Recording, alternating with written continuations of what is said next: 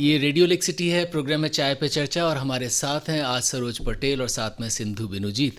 आपसे बातें करेंगे महिलाओं के कुछ मुद्दे पर।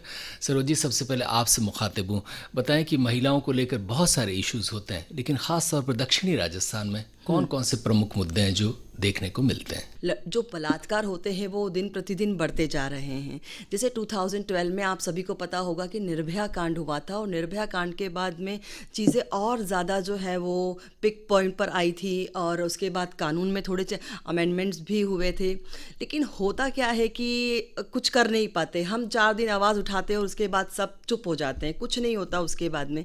तो हमने सोचा कि अगर गर्ल्स अवेयर होगी तो शायद जो है बलात्कार थोड़ा कम हो जाएगा, क्योंकि लड़कियों को पता होना चाहिए कि उनके राइट्स क्या है, उनके कानून क्या है। तो इसी से रिलेटेड जो है हम लोग काम करते हैं। और बलात्कार जो है वो दिन प्रतिदिन बढ़ते जा रहे हैं, उसके साथ ही साथ यौन शोषण भी बढ़ता जा रहा है, ब्लैकमेलिंग जो है वो बढ़ती जा रही है। राजस्थान में देखें तो राजस्थान में भी बहुत ज़्यादा जो है वो केसेस हैं, रिकॉर्डेड भी देखे जाए तो बहुत ज़्यादा केसेस आ रहे हैं रिकॉर्डिंग में भी। अगर और ऑफ रिकॉर्ड तो हम सोच भी नहीं सकते कि इतने केसेस हैं, क्योंकि लड़कियां कई बार आती है, मेरे पास भी आती है कई बार लड़कियां, और वो बोलती है कि मेरा नाम कहीं पर भी पुलिस में नहीं आना चाहिए। तो इसी के लिए कई सारी ऐसे प्रोविज़न भी हैं जहाँ पर लड़कियों की जो आइडेंटिटी है वो जो है वो डिस्क्लोज नहीं की जा सकती है, इवन मैं भी नहीं कर सकती हूँ। सिंधु जी, कुछ मुद्दे उभर कर आए यहाँ पर, कुछ बातें और भी हैं। महिलाएं भारत में आज़ादी के 75 साल बाद, ये बात तो सही है कि वे आगे बढ़ी हैं। महिलाओं ने देश के हर क्षेत्र में अपना कंट्रीब्यूशन दिया है, अपनी जगह भी बनाई है, इज़्ज़त भी कमाई है और बहुत सारी पोजीशंस उन्होंने हासिल भी की हैं। ये भी सही है कि महिलाओं का सम्मान भी देश में बढ़ा है बहुत तबके में। ख़ास तौर पर मध्यम वर्ग की बात करें हम, पर वहाँ बच्चियों को सब लोग पढ़ाते हैं, आगे बढ़ाते हैं, नौकरी करवाते हैं, उनको सपोर्ट करते हैं। उनकी जो इच्छा है वो भी पूरी करने की पिता माता कोशिश करते हैं।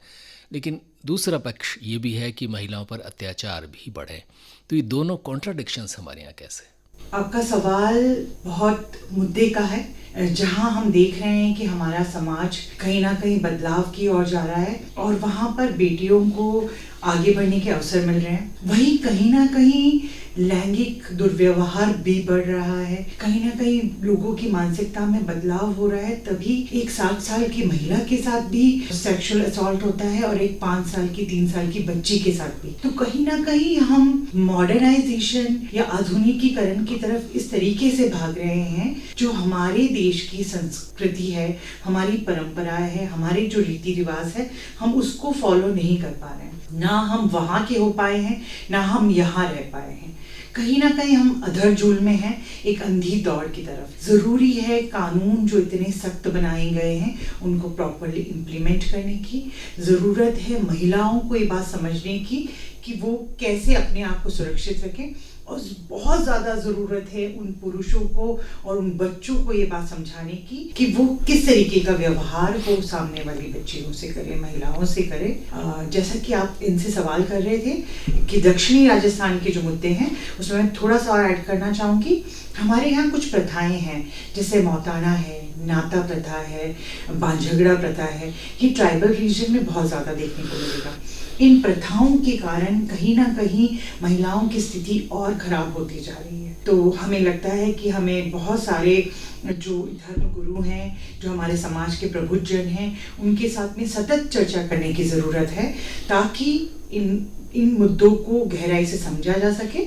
हम किसी परंपरा के खिलाफ नहीं हैं, हम चाहते हैं कि थोड़ा सा बदलाव हो ताकि महिलाओं को सम्मान मिले, बालिकाएं सुरक्षित। सिंधु बिनुजीत और सरोज पटेल आपसे बातें जारी रखेंगे।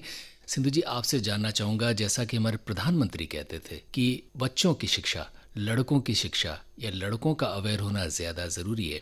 यानी लड़कियां तो अवेयर हैं ही, लेकिन अगर लड़कियों पर कोई अत्याचार हो रहा है या महिलाओं पर कोई इश्यूज़ है तो वो करने वाले तो पुरुष हैं। यानी उनका संस्कारित होना, उनको शिक्षा दिया जाना ज़्यादा ज़रूरी है। लड़कों की शिक्षा ख़ास तौर पर, उनमें क्या कुछ कमी है और क्या कुछ हम कर सकते हैं ताकि जो पुरुष मानसिकता है ये भी बदले। बिल्कुल प्रधानमंत्री जी से मैं पूर्णतः सहमत हूँ।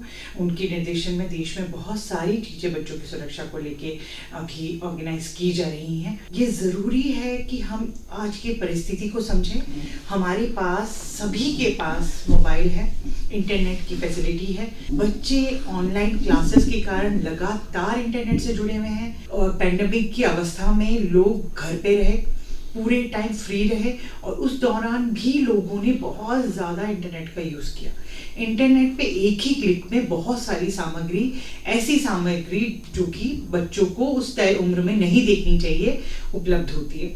साथ ही साथ में जो वयस्क व्यक्ति है, जो पुरुष है, वो खाली समय में इस प्रकार की इस चीज़ों को देखने के पश्चात क्यों ऐसा हो रहा है कि एक घर में बेटी सुरक्षित नहीं है, क्यों वो अपने पिता से या अपने भाई से या अपने जिया जी से या अपने पड़ोसी वाले अंकल से वो घबराए। तो कहीं ना कहीं जो साथ में रहने वाले लोग हैं, उनके व्यवहार में बहुत तेजी से बदलाव आ रहा है और इसका सबसे बड़ा खतरा ये है कि आगे हम बहुत ज़्यादा एक ऐसा वक्त देखेंगे जहाँ समझ नहीं पाएंगे कि क्या सही है क्या गलत। तो ज़रूरी है लॉ को स्कूल लेवल पे सिखाना, बच्चों को अवेयर करना। जो हमारे पुरुष वर्ग हैं, जहाँ जिस भी क्षेत्र में, चाहे वो एक पियून हो या एक ऑफिसर हो, हर लेवल पर इसकी ट्रेनिंग प्रोवाइड करना। अभी बहुत सारे उच्च अधिकारी हैं, कई सारे घटनाओं में लिप्त पाए गए सिर्फ इसलिए क्योंकि जो इतना सख्त और इतना अच्छा कानून बना है protection of children against sexual offences, POCSO act 2012, उसके बारे में लोगों को जानकारी नहीं है। अदरवाइज बहुत छोटी छोटी चीज़ें हैं जिसको लोग जिससे बच सकते थे। तो ज़रूरी है समझ और ज़्यादा विकसित करने की और उनके साथ काम करने की। सरोज जी, कुछ मुद्दे और उभर कर आते हैं और उनमें से एक मुद्दा ये है कि इंटरनेट जो है उसका मिसयूज़, या इंटरनेट पे लड़के या पुरुष अगर पॉर्न देख रहे हैं तो उसका भी हो सकता है उनकी मानसिकता पर असर पड़ता और उससे महिलाओं पर अत्याचार होता हो। लेकिन कुछ और किस्से वाकई भी बहुत सारी महिलाएं भी ये कहती पाई जाती हैं कि जिसमें लड़कियों को ये कहा जाता है कि आप कपड़े आधुनिक पहन रहे हैं, इससे भी जो पुरुष कुछ प्रेरित होते हैं। ये दोनों तरह के मुद्दे हैं, बाहरी मुद्दे। बताएं कि ये दोनों मुद्दे भी क्या महिलाओं के प्रति जो अपराध हो रहे हैं उनके पीछे सहायक हैं? जी सर, मैं दोनों मुद्दों पर आपसे बात करना चाहती हूँ। इस मामले में जो इंटरनेट का जो यूज़ है वो दिन प्रतिदिन बढ़ता जा रहा है। आपको पता होना चाहिए कि इंडियन चाइल्ड प्रोटेक्शन फंड का जो एक रिसर्च है, सिर्फ 2 महीने के अंदर अंदर 5 लाख जो है वो पॉर्न देखी गई है और वो चिल्ड्रन पॉर्न देखी गई है, जिसमें जो है बच्चा जो है वो, लेकिन सख्त कानून है, सख्त बच्चों कानून के पॉर्न है, के खिलाफ लेकिन पूरी दुनिया में सख्त कानून है। यस, लेकिन यूट्यूब पर देखा गया है 5 लाख लोगों ने चिल्ड्रन को देखा गया है, sexy child, screaming child, naked child, चिल्लाता हुआ बच्चा, इस ब्लीडिंग चाइल्ड, इस तरह से जो है मैंने देखा है कि इस तरह से बच्चों के साथ में अब्यूज़ हो रहा है। ऑफलाइन तो होता ही है बच्चों के साथ में, ऑनलाइन भी बच्चों के साथ में अब्यूजिंग हो रहा है और आप देखिए कि ये दिन प्रतिदिन बढ़ता जा रहा है, ये कम नहीं हो रहा है। हमें लगता है कि चीज़ें कम हो रही है, हमें कानून बढ़िया बना दिया, इससे कुछ चीज़ें हो सकती है, लेकिन नहीं। आदमी जो है उसकी मानसिकता को बदलने की बहुत ज़्यादा ज़रूरत है। दूसरी चीज़ जो आपने एक और प्रश्न किया मुझसे कि विमेन जो है वो कहती है कि छोटे कपड़े पहनने चाहिए।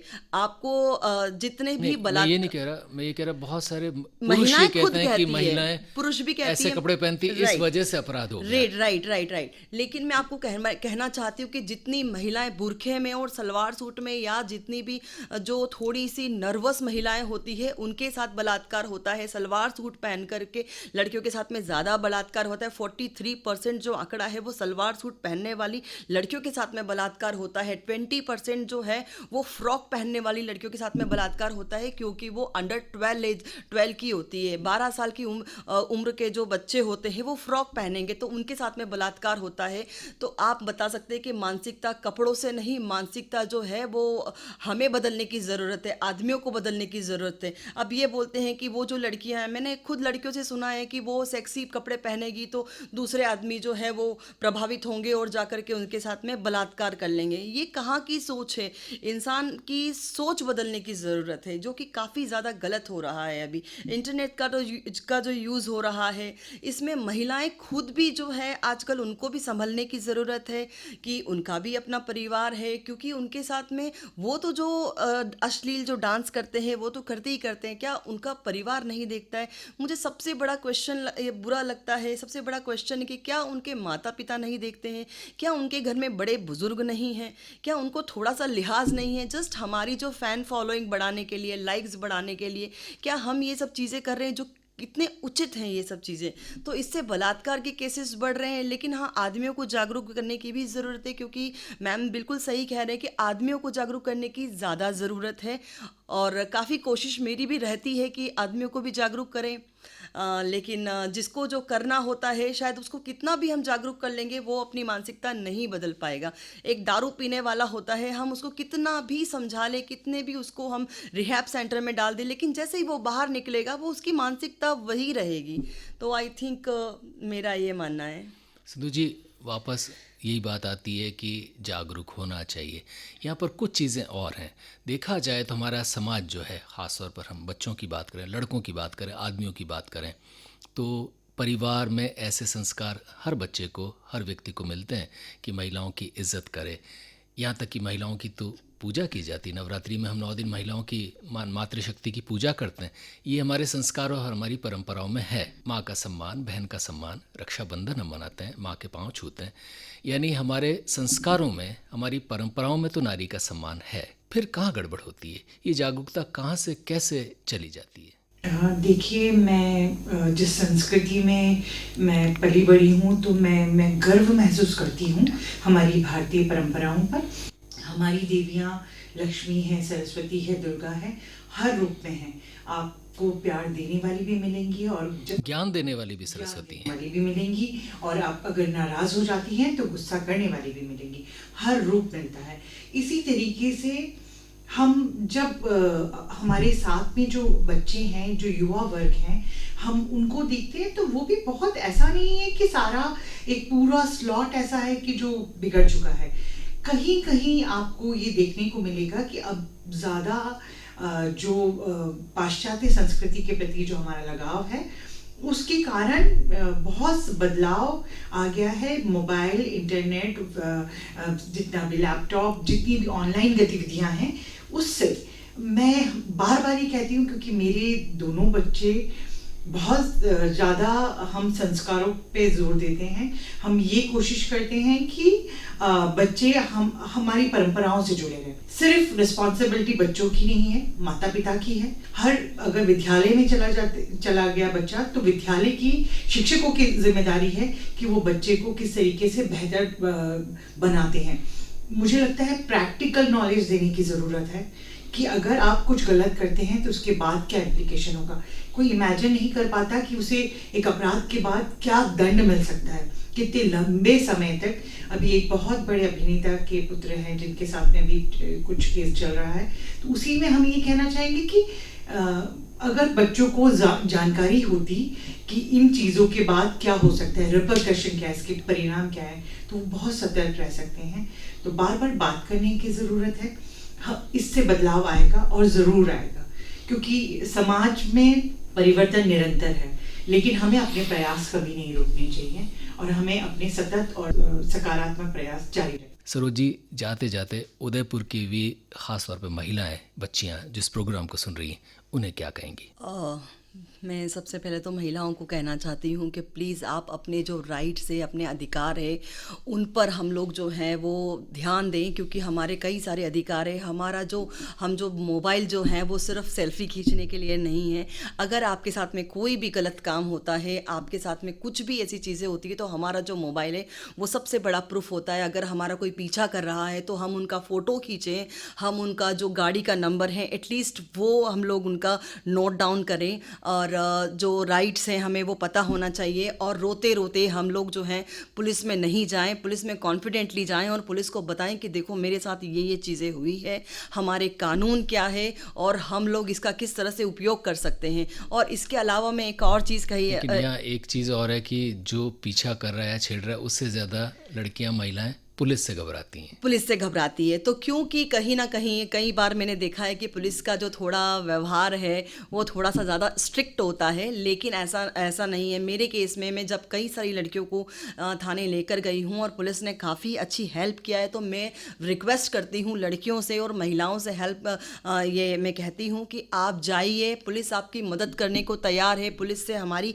कितनी ही बार बातचीत होती है, वो खुद कहती है कि अगर लड़कियाँ आएगी ही नहीं तो हम उनकी मदद किस प्रकार करेंगे। पुलिस पूरी तरीके से मदद करती है, लेकिन कहते हैं ना कि सबसे पहले हमें अपनी मदद करनी होगी, तभी जो है दुनिया हमारी मदद करेगी। इसीलिए मैं लड़कियों को कहना चाहती हूँ कि अपने राइट्स, अपने कानून, और आप कहाँ जा रही हो, आप किस लड़के से बात कर रही हो, सबसे इम्पॉर्टेंट ये है कि हम जो है किस लड़के से बात कर रही हैं, क्योंकि आजकल जो है वो बढ़ता जा रहा है सोशल मीडिया के माध्यम से, तो हम किसी भी अनजान पर विश्वास कर लेती हैं। और जो लड़का होता है हमें कहीं अकेली जगह लेकर जाता है, हमारे साथ में कुछ भी गलत होता है, हमें कोल्ड ड्रिंक पिला दिया, कोल्ड ड्रिंक में कुछ भी नशे की दवा मिला करके हमारे साथ में जो है वो गलत चीज़ें होती है, और उसके बाद में ब्लैकमेलिंग का केसेस आता है। तो थोड़ा हम सजग रहें, तो सतर्क रहेंगे तो शायद हमारे खिलाफ जो है वो चीज़ें कम होती जाएगी। और हम भी थोड़ा सा अपना, मैं ये नहीं कहती हूँ कि आप अपने परिधान पर थोड़ा ये कंट्रोल करें, लेकिन कब और कहाँ